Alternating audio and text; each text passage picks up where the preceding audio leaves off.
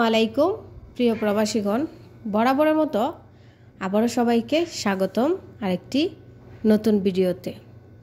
বর্তমান সময়ে সবথেকে গুরুত্বপূর্ণ হয়ে দাঁড়িয়েছে পাসপোর্ট সংশোধন।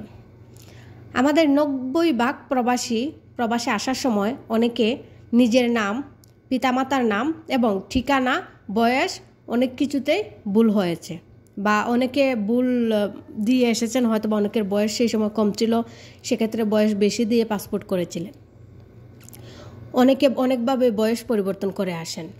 দেশে বর্তমানে সব কিছু ডিজিটাল হওয়ার কারণে অনেকেই চাচ্ছেন পাসপোর্টটি আইডি কার্ডের সাথে মিল রেখে বানানোর জন্য, পাসপোর্টটি সংশোধন করার জন্য। গত 1 বছর আগে সৌদি আরবে সংশোধন কাজ শুরু হয়েছে। ইতিমধ্যে অনেকেই সংশোধন করিয়েছেন। আমাদেরকে অনেকেই প্রশ্ন করে, আমার পাসপোর্ট যদি আইডি কার্ড অনুযায়ী সংশোধন করি, মালুমাত করতে হবে কি, বা মালুমাত করতে কোনো সমস্যা হয় কি না, এবং সংশোধন করতে কি কি প্রয়োজন। প্রথমে আপনাদেরকে সংশোধন বিষয়ে কিছুটা ধারণা দিই।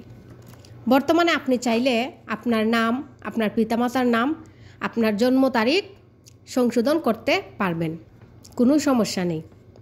আপনি সরাসরি রিয়াদ অথবা জেদ্দা দূতাবাসে গিয়ে সংশোধন করতে পারবেন।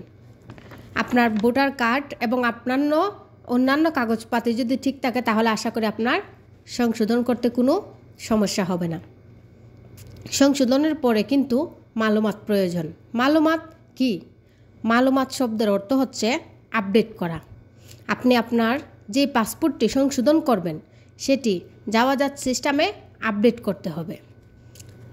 তার যদি পাসপোর্ট মানে সৌদি যাওয়াজাত তাদের সিস্টেমে অনেক সময় আপডেট করে, বাট সম্পূর্ণ পাসপোর্টের ডিটেলসটা তারা আপডেট করে না। শুধু আপনার পাসপোর্ট নাম্বারটি এবং আপনার পাসপোর্টের মেয়াদ উত্তীর্ণ তারিখটি তারা পরিবর্তন করে। বাকি সব কিছু আছে সেটা যাওয়াজাত তাদের সিস্টেমে আপডেট করে না।